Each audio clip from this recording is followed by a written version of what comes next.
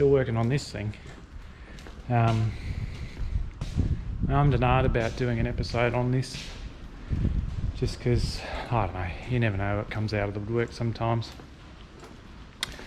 So we're starting, or I've been doing, brakes. Not a difficult task, just heavy. So everything is heavy and back braking, and you just got to take your time. I've done 4 drums already. Look at that, beautiful. So why are we doing the brakes? Well, they're worn out. Even though the bloke who sold me the coach claimed that it would pass the roadworthy, but I can tell you there's a fair chance it wouldn't have. Oh, darn it, darn it, darn it. With those brakes anyway. So we're going to get into it. And I'm going to finish the last 2 on the drive axle, because they're probably not the most difficult, but they're just a little bit more involved. And I'm going to show you how to reline them, what tools I used, and yeah, I will put a bit of a disclaimer in here. It's not a hard job, and I have a mechanical background. I've grown up around heavy vehicles. My dad's a mechanic by trade, and pretty much everything I know about mechanics is either learned from him, a few other people, and generally myself. I don't profess to be an expert, but anyway, sit back, watch me do the heavy lifting for a bit, and I'm going to run through how to change the brakes on a European bus. These drums aren't too, oh no, this one's pretty bad. So see here, you've got heat cracking. That's pretty normal, that happens over time, but there is a minimum thickness that this diameter needs, this material needs to be here. I don't know it off the top of my head, but I know there's a minimum. You can see the surface is fairly rough. I don't know how many sets of drums this thing's had on it, but anyway, it's had a few, but it doesn't matter, it's irrelevant. But you can see there that the shoe's worn a nice step in the side of the drum there. Right, doesn't look too healthy. See that there, nice smooth machined surface. No heat cracking, obviously. Okay, so one of the things you're going to find on one of these, there's 3 different sets of drums, and depending on the age of particularly the European ones, 3 sets of drums. There's also potentially left and right hand drums and top and bottom brake shoes. Oh great, who designed that? In this case, there is an order that the brake shoes have got to go in, and I'll show you that in a minute. But yeah, this one you can see, tag drum, it's quite thin. Well, not thin, but it's probably, I think they're about 6 inches across. You can see drive axle drums are significantly larger again. I think they're about 8 or 9 inches. They're 400 mil. That's not math. It says on the drum anyway, so whatever that works out to be. And then you've got the steer axle drums, which are the same size by the look of it. Oh no, it's diameter. But these are 7 inches wide, if you like the old money, and they're wider again. So 3 different drums, which also means 3 different sets of pads or sizes. For my $4,500 or whatever, it was a little bit less than that. I think it was $4,200. They looked after me really well, and they were really friendly to deal with, and I'm really sorry I can't think of the name of them right now. So for my money, what did I get? Well, I got 6 drums. Funny enough, the most expensive drum out of the kit was the tag drums. And then what you'll get is a packet of shoes like that. There you go, Danley. And there's their details there. So talk to those guys, fantastic to deal with. I can't recommend them highly enough. And they do, they're able to get a lot of parts for the older European stuff as well. So, and they were super helpful. So you get your kit, in your kit you get your drums, because that's what I ordered. I wanted new drums. I got a new set of pads, and with the pads comes the rivets. to rivet them onto the back of the shoe. So tools you'll need. I had to make a couple of tools because of the C-spring that backs the shoes off. So I'll show you that. So pretty much nothing special. Set of vice grips. And I don't know if it's pretty hard to see in there. But in here, the return spring, there's some retaining bolts, or a retaining pin, and then down in there is a return spring. Ow. And then this just goes in here. It just grips the end of that return spring and just backs it off so I can drop the pin out, and then from there the shoes just drop out. Okay. So if you have a look at that, you might be saying, you're looking at that and going, Stu, they don't look too bad. And you're right, they don't. These ones are probably the better ones. But you know, it's my family on board, and brakes are cheap, lives are not. So just as due course, I'm going through and doing all 3 axles. So what we're going to do next, I'm going to get my gloves on. We're going to remove these shoes. On the back, and this is called a Z-cam. On the back here, there's an adjustment bolt. It's an M10 bolt. What you'll need to do is use a socket. You push on it, so you push it in. You'll feel it engage as you turn it, and that is actually your brake adjustment. So you need to charge the brakes with air, turn your park brake off. That releases this drum. That allows you then to back off the Z-cam, because with the pressure, with no air in it, you actually can't get these off. The other 2 axles are fine because they're not a park, you know, they don't have the park or the maxi brake on them. I don't know what the European term is, but so they don't have the maxi brake on them. This is the only axle on the bus with a the park brake on it, and that's fine. So yeah, so you need to charge the air system and then back that off, so then you can slip the drum off. The drums do have a retaining bolt in them and a pushing bolt. I think they're an M20. Don't quote me. I think they're an M20. And yeah, you just drive them in and they'll just slip the drum off for you, help you get it off. So all right, I'm going to chuck my gloves on, and we're going to get in here and we're going to remove these shoes. We're just going to do both sides today. I did one. The rest I was doing one side a night, but anyway, so yeah, gonna get on. I'll be gloved up, and then yeah, we'll get into it. Just got to get a clamp in there and sit on that spring. I find the best thing to do is just sort of put it down right near the spring. Grip it, do it up firm, and then actually just wind them on. Doesn't take much, but you'll see the tool I've made, I had to strengthen the side because it takes a little bit of pressure. You don't need much, you just need enough to slip the pin out. So we're just going to go a little more, because there's a step in that, like the pin rolls a bit as well, because obviously the shoe moves backwards and forwards.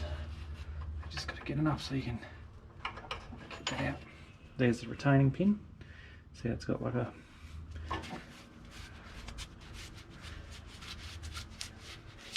the spring rests against there, and it can't move side to side. So that's what's actually holding your brake shoe in on the return spring. So put that aside.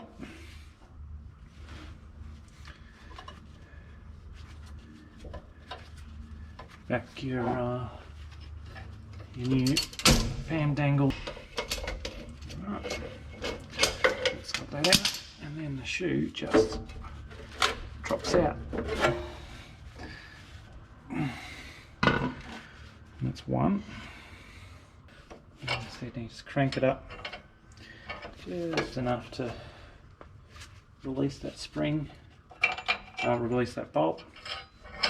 There it is. And then don't let these go.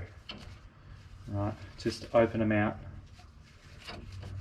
Last thing you want to do is something exploding in your face, particularly this coming off. So just do it until it's loose. It pops out like that.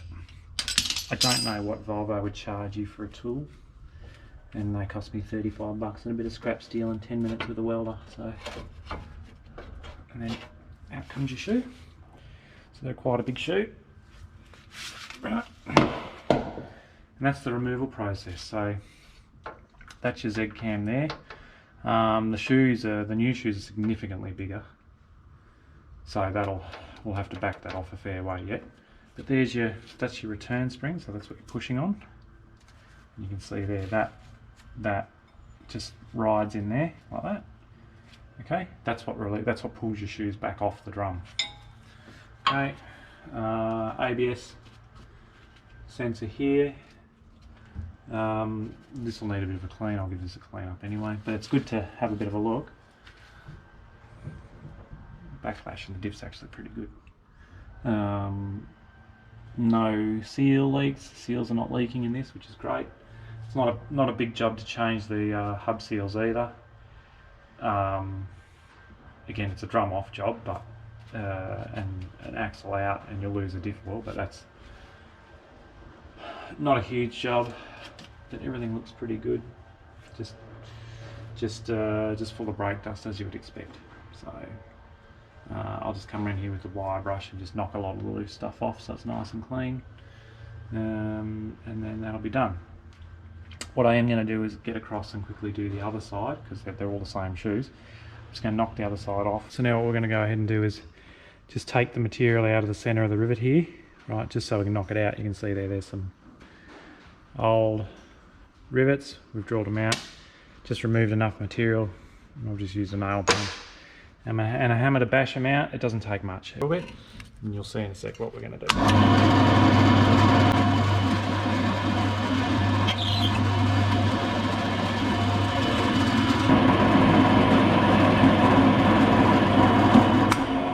Alright, that's one. I'll get the rest done and I'll check back in. Just grab yourself a punch. That's the reason we drill them out, is to remove material so that when you punch them out, they just come out easier. These should be okay. If not, I'll just get an air hammer with a punch. But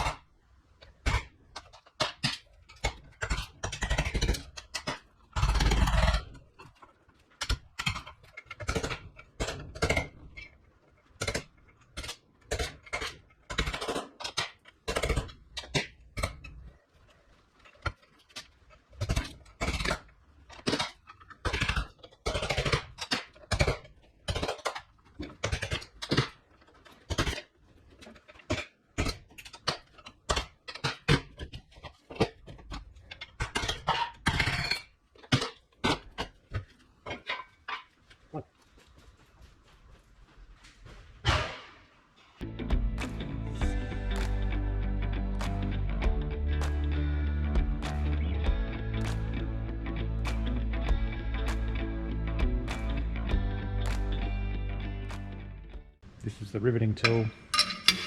Now I had to modify this a little bit. I had to turn the bottom of the punch out a little bit. It wasn't folding the rivets over nicely. It was just a modification that I made. Also I can't think of the name of it right now. It's called a snap actually. Wasn't deep enough, so I had to jam a couple of washers down there so that the pad itself would clear.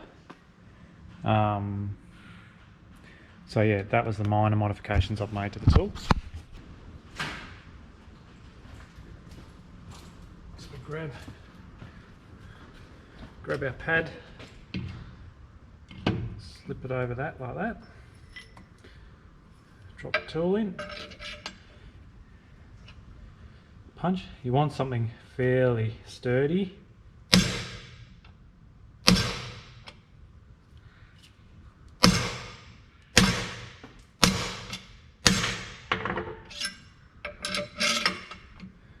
pretty much feel the that's it. So there you go, it's pretty well mushroomed over. And now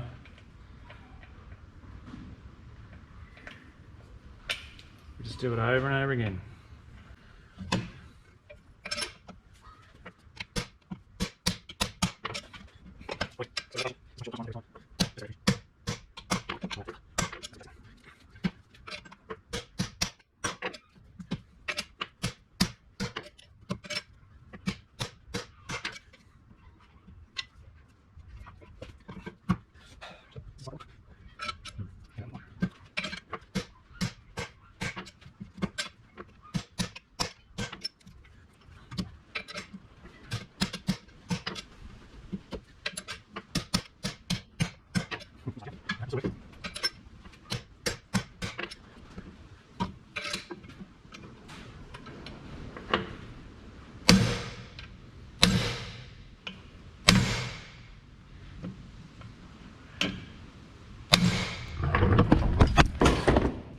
You guys alright again?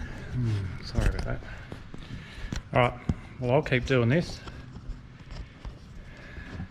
Sorry. We'll check back in with you when it's done.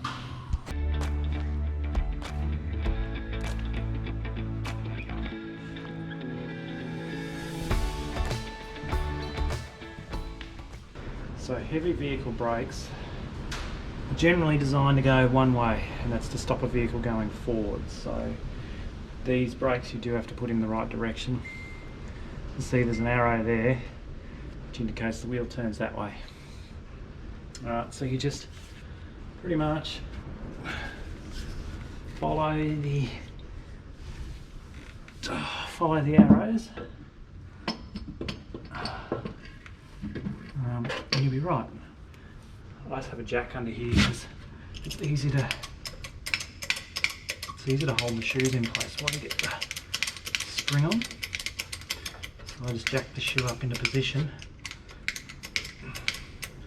and then you can work on it. I'll just get that sitting in that little spot there. Make sure it lines up there.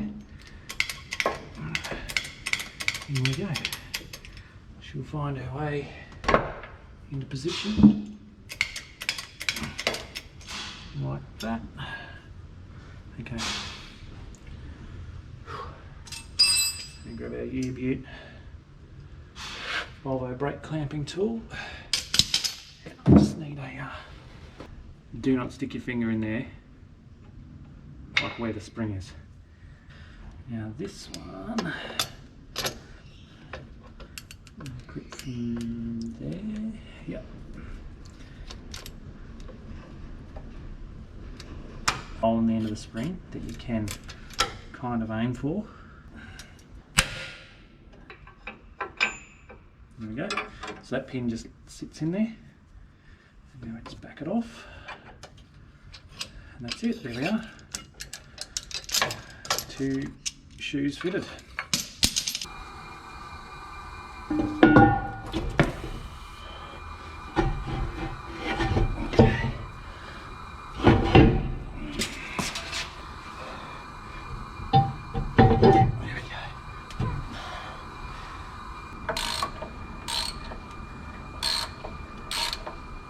Just getting it so I can push the drum home. It's pretty well there. Alright, now I can come in and put all the retaining bolts in.